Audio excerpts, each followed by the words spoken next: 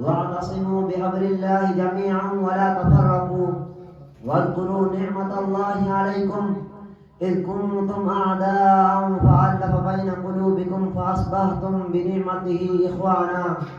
ایک ہوں مسلم حرم کی پاسبانی کے لیے، ایک ہوں مسلم حرم کی پاسبانی کے لیے، نیل کے ساحل سے لے کر تاب خاکے کا شغر.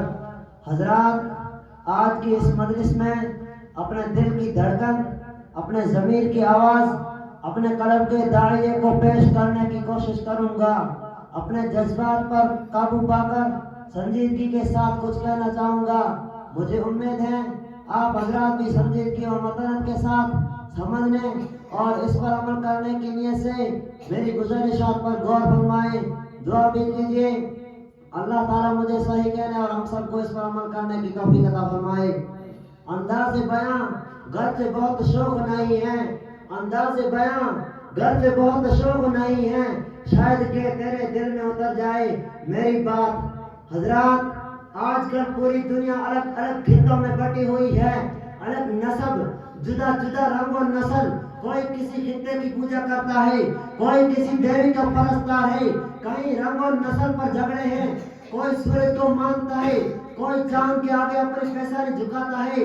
کہیں رنگ و نسل پر جھگڑے ہیں، کہیں قبیلے کی بات پر جنگ و خون ریزی کی نوبت. افسوس اس بات پر ہے کہ حکم جس کا نبی ایک، جس کا خدا ایک، جس کا قرآن ایک، جس کا حرم ایک، جس کا قبیلہ ایک، جس کا طریقہ ایک، جن کا نفع و نقصان ایک، جن کا دین و ایمان ایک، شریعت و مذہب کی بنیاد متحد، جن کے رہنے سہنے کے اقدار متفق، جس کی حقیقت و ماہیت میں یکسانیت. ایسی قوم، ایسے افراد، ایسے دین و ایمان کے ماننے والے حضرات بھی اس رنگ و نسل اور ذات و پات کے دامن پھرے میں پھنس گئے.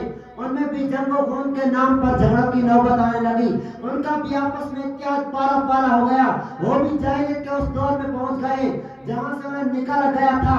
نفسانیت نے ان کو بھی اس امید گار میں ڈھکیل دیا جہاں سے 1400 برس بیشتر نبی کریم صلی اللہ علیہ وسلم نے نکال کر ایک اخوت و مساوات کا درس دیا تھا. حضرات، آج بھی وہی نقشہ ہے اور ہمارے بہت سے زعمائے قوم، ہمارے قائدین ان نقوش میں رنگ و رغن بھر رہے ہیں. اپنی منفعت و قیادت کی خاطر پوری قوم کو بلیک میل کر رہے ہیں. سیدھے سادے عوام اور بھولے بھالے انسانوں کی طرز زندگی پر ڈاکہ ڈال رہے ہیں. ان کے ایمان و اطاعت کے گلے گلزار کو ویرانوں میں تبدیل کر رہے ہیں. اس حرص و حوص کے دور میں یہ قذاب رقابت و حسد کی آگ بھڑکا کر اپنے علم سیدھا کرنے کی فکر میں لگے ہیں. انہیں اس کی فکر نہیں کہ مستقبل میں ہی قوم اس فکر کے نتیجے میں کہاں سے کہاں پہنچ جائے گی، کتنے خطرات اسے گھیر لیں گے. یہ اس کی رقابت، تفرق و بازی اس کے لیے خطرہ کی گھنٹی ہے. جہاں اس قوم کا اتحاد پارا پارا ہوا، ملت کے افراد اس دامِ رقابت کا شکار ہو گئے، تو یاد رکھیے وہ دن دور نہیں، ہماری رہی سہی ساتھ بھی ختم ہو جائے گی. اقتدار کا تاجر ہمیں جتے لے جائے گا، ہم بے خوبصورا چلے جائیں گے. ملی تسخص تو دور کی بات ہے، اپنا تسخص برقرار رکھنا بڑا مشکل ہو جائے گا. ہمارا ترقی کرنا تو درکنار، اپنے وجود کے لیے ترسیں گے. اقبال مرحوم نے اس کا رونا رویا ہے. فرماتے ہیں منفعت ایک ہیں اس قوم کے نقصان بھی ایک، منفعت ایک ہیں اس قوم کے نقصان بھی ایک. ایک ہے سب کا نبی، دین بھی، ایمان بھی ایک. حرم پاک بھی، قرآن بھی، اللہ بھی ایک. حرم پاک بھی، قرآن بھی، اللہ بھی ایک. کیا بڑی بات تھی ہوتے جو مسلمان بھی ایک. فرقہ بندی ہے کہیں اور کہیں ذاتیں ہیں، فرقہ بندی ہے کہیں اور کہیں ذاتیں ہیں. کیا پنپنے کی زمانے میں یہی باتیں ہیں.